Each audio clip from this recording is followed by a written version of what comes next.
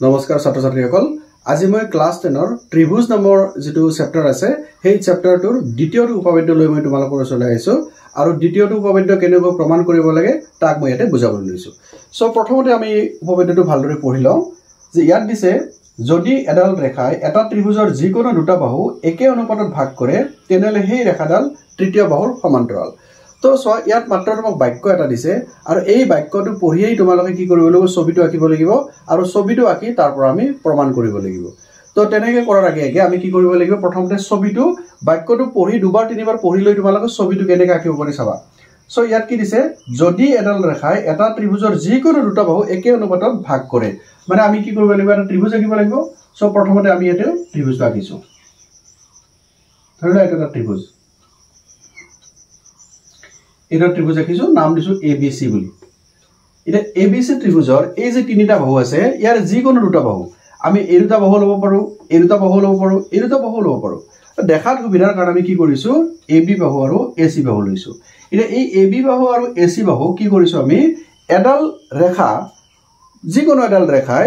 এনেভাবে ইয়াতে কাটি দিয়ে যাতে ইহঁতৰ অনুপাত দুটা সমান হৈ যায় মানে AB বাহুক যেটো বিন্দুত কাটিব তাৰ অনুপাতটো আৰু AC বাহুক যেটো বিন্দুত কাটিব তাৰ অনুপাতটো একে যদি সমান হয় তেনলে সেই ৰেখাডাল তৃতীয় বাহুৰ সমান্তৰাল হ'ব অৰ্থাৎ আমি ইয়াতে এডাল ৰেখা আঁকিছো সমান্তৰাল হ'ব বুলি কৈছে না আমি গতিকে সমান্তৰাল বুলি আঁকিছো প্ৰথমতে ধৰা নাম দিছো আমি DE ইয়াত কিন্তু বাক্যত তোমাক ABC বা DE বুলি একো দিয়া নাই আমি বুজোৱাৰ কাৰণে আমি কি কৰিছো ইয়াতে নামটো দিছো DE বুলি এতিয়া এই যে D বিন্দুত কাটিছে তানে AD অনুপাত DB is equal AE অনুপাত যদি EC হয় তেনেহলে আমাক কৈছে DE to BC ৰ সমান্তৰাল হ'ব ঠিক আছে সো এইখিনি কথা আমি ইয়াতে প্ৰথম লিখিব লাগিব সো তোমালোকে জানা যে এটা জ্যামিতি যেটা আৰম্ভ কৰিব লাগে প্ৰথমতে আমি বিশেষ সূত্ৰ লিখিব লাগিব আচ্ছা বিশেষ সূত্ৰ মানে কি প্ৰত্যেক জ্যামিতিত যদি আমি প্ৰমাণ কৰিব লগা কিবা কথা থাকে তেৰ বিশেষ সূত্ৰ লিখাটো আমাৰ জৰুৰী আৰু বিশেষ সূত্ৰৰ হৈছে কি যি ছবিৰ আলম লৈ আমি প্ৰমাণ কৰিবলৈ যাম সেই ছবিটোৰ বৰ্ণনা ইয়াত লিখিব লাগিব আৰু দ্বিতীয়তে যিখিনি কথা প্ৰমাণ কৰিব লাগে সেই প্ৰমাণ কৰিব লগা কথাখিনি ইয়াত লিখিব লাগিব গতিকে জ্যামিতিৰ কেইটামান স্টেপ থাকে তো এইটো হৈছে তাৰ এটা গুৰুত্বপূৰ্ণ স্টেপ তোমালোকে এইটো লিখিবলৈ নাপাহৰিবা আৰু মই ভাবো এইবিলাকত মুখস্থ সিস্টেম তোমালোকে নকৰিবা বুজি লোৱা যে আমি এই বাক্যটো বা উপপাদ্যটো পঢ়ি পেলাই যি ছবিৰ ধাৰণা আমি কৰিছো তাৰ কেৱল বৰ্ণনা কৰিব লাগে কি আঁকিছো আমি ইয়াতে এটা ত্ৰিভুজ আঁকিছো ABC বুলি চিত্ৰত ত্ৰিভুজ ABC ৰ AB আৰু AC বাহুৰ AB আৰু AC বাহু DE ৰেখাডালে এনেভাবে কাটিছে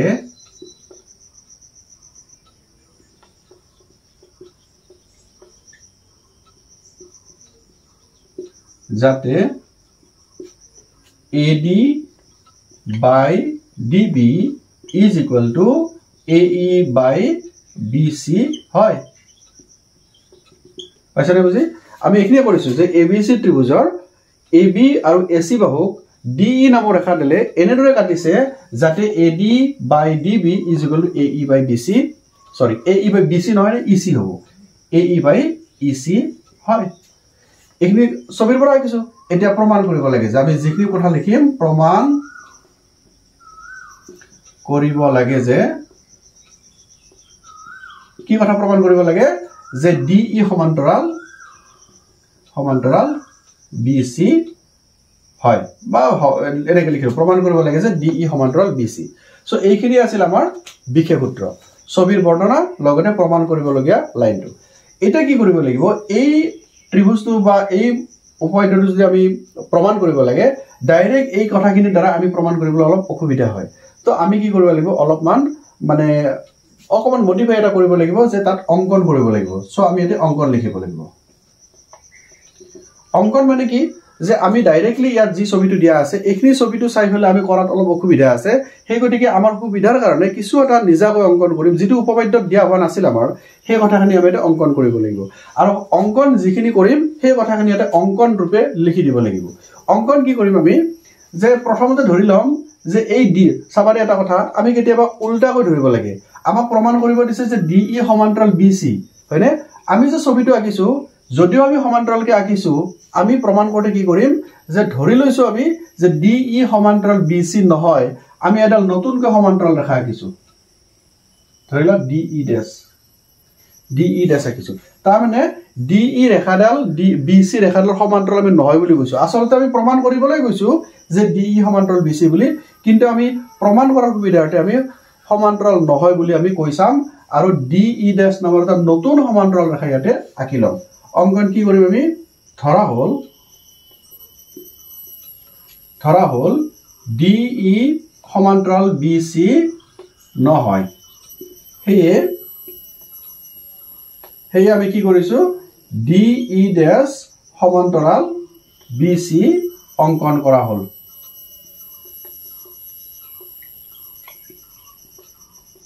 পালানে বুজি ধৰা হল আমাৰ DE ডাল এই BC ৰ সমান্তৰাল নহয় আমি কি কৰিছো DE ড্যাশ ৰেখাডাল BC ৰ সমান্তৰাল হৈ বুলি কৈছো হৈছে নে আচ্ছা যদি এনেকুৱা হয় এতিয়া আমি প্ৰমাণত কি কি কথা লিখিম চাবা তো স্টেপটো বুজি পালা বিশেষ সূত্ৰটো আমি লিখিলো আৰু অংকনটো লিখিলো এতিয়া আমি প্ৰমাণৰ স্টেপত যাব লাগিব সো মই এখিনি মুছি দিছো তোমালোকক এখিনি ভালদৰে লিখি লবা প্ৰমাণ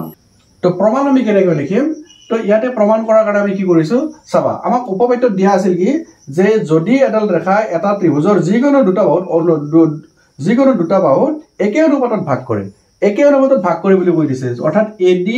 আৰু DB AE আৰু EC আগতে আমি DE টা লিখিছিলো নহয় গতে কি লিখিম যে AD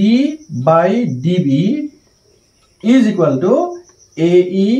by EC একে অনুপাতত ভাগ কৰা বুলি কৈছিল নহয় গতে দুইটা অনুপাত একে হৈ যাব এটুক আমি 1 নম্বৰ বুলি কম আৰু এটো দিয়া আছে হৈছে নে সো দিয়া আছে গটিকে আকো আমি কি কৰিছিলো পুনৰবাৰ আমি কৈছিলো যে DE ডাল BC ৰ সমান্তৰাল নহয় গটিকে নতুনকৈ DE ড্যাশ আমি BC ৰ সমান্তৰাল বুলি কৈছো গটি আকো DE ড্যাশ সমান্তৰাল BC হলে এটো যদি হয় গটি এইবাৰ আমি DE ডালক ধৰি DE ড্যাশ ডালক ধৰিম এই ডালক ধৰিলে কি হ'ব অনুপাতটো যেটো একে থাকা বুলি আমাক উপপাদ্যত কৈয়ে দিছে ইয়াটো এৰ অনুপাতটো সমান হ'ব কেনেকুৱা চাবা AD by DB is equal to এবাৰ AE ড্যাশ হ'ব AE dash by E dash C অৰ্থাৎ এবাৰ আমি এডাল নাই বুলি ধৰিছো সব এডাল নাই এডালৰ কাৰণে কৈছো AD by DB is equal to AE dash by E dash C এখিনি লিখিছো ইয়াক তুমি 2 নম্বৰ সমীকৰণ দি দিয়া এডাল আমি নাই বুলি কৈছো যে থাকিব লাগিব বুজোৱাৰ কাৰণে কৈছো এটো তো এক লিখিলো 1 আৰু 2 ৰ পৰা কি পাইছো 1 আৰু 2 ৰ পৰা পাও কি পাওনো so left side is equal to left side পাইছো গটিকে right side is equal to right side হ'ব গটিকে লিখিম AE by EC is equal to AE dash by E dash C পালো না এটো আচ্ছা ইয়াত এটা কথা চোৱা তুমি AE by EC AE dash by E dash C মানে AE by EC is equal AE dash by E dash C এইখিনি অলপ বুজিবৰ কাৰণে আমি এটা সৰু কাম এটা কৰিব লাগিব দুইফালে আমি +1 যোগ কৰিম আমি AE by EC +1 is equal to AE dash by E dash C +1 so এটা সমীকৰণৰ দুইফালে আমি যি সাটাকে কৰিব পাৰো এফালে 1 যোগ কৰিছো এফালে 1 যোগ কৰিব পাৰো আমি এফালে 10 যোগ কৰিম এফালে 10 যোগ কৰিব পাৰিম মানে এটা সমীকৰণ দুইফালে একে জাতীয় কাম কৰিব পাৰি সো আমাৰ সুবিধাৰ কাৰণে কি কৰিছো 1 1 যোগ কৰি দিছো ইয়াতে দিলে কি হ'ব আমি যদি এটো লসাগু লও তলত EC থাকিব আৰু ওপৰত AE থাকিব না EC কাটা কাটি হল AE থাকিব plus EC into 1 is EC হ'ব is equal ইয়াত কি হ'ব ইয়াত E dash C থাকিব আৰু ইয়াতে AE dash plus E dash C into 1 is E dash C হৈছে না আচ্ছা এইখিনি কথা আমি কি কম এতিয়া মই অকমান ওপৰত বুজি দিছো কি হ'ব ছবিটো পাৰে চোৱা AE plus EC AE plus EC AE plus EC মানে কি আছিল implies AC হ'ব না চোৱা AE ৰ লগত যদি EC যোগ কৰে AC হ'ব by EC is equal to আকৌ চোৱা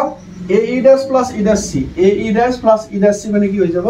ইয়াটো আমাৰ AC হৈ যাব আৰু একেটা নহব AE dash আৰু E dash C মানে একেটালে বাহু AC তলত থাকিব E dash C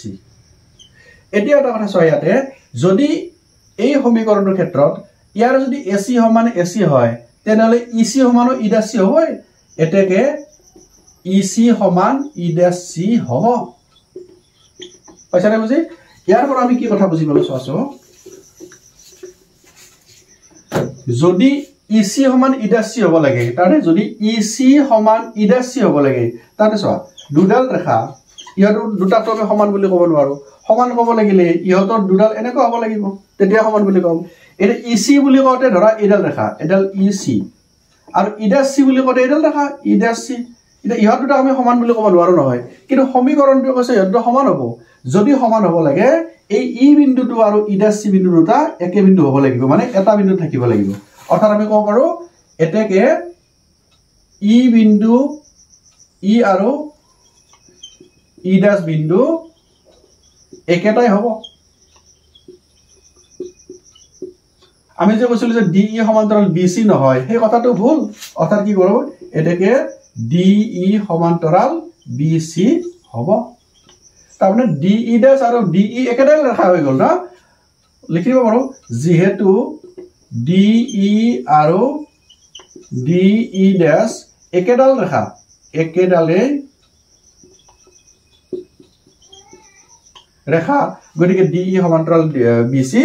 হ'ব এটো প্ৰমাণ কৰা হ'ল প্ৰুফ গতিকে ইয়াতে কি কৰিবা এখিনি লিখি উঠি বাক্যতলত লিখি দিবা যে কোনো এটা ত্ৰিভুজৰ দুটা বাহু যদি একে অনুপাতত ভাগ কৰে তেনেহলে হি তৃতীয় বাহুৰ সমান্তৰাল হ'ব গতিকে এখিনি কথা প্ৰমাণ কৰা হৈ গ'ল ঠিক আছে আশা কৰিছো তোমালোকে এটো বুজি পাইছা পুনৰবাৰ মই এটা নতুন প্ৰশ্ন লৈ তোমালোকৰ ওচৰত উপস্থিত হ'ম আজিলৈ এৰিছো ধন্যবাদ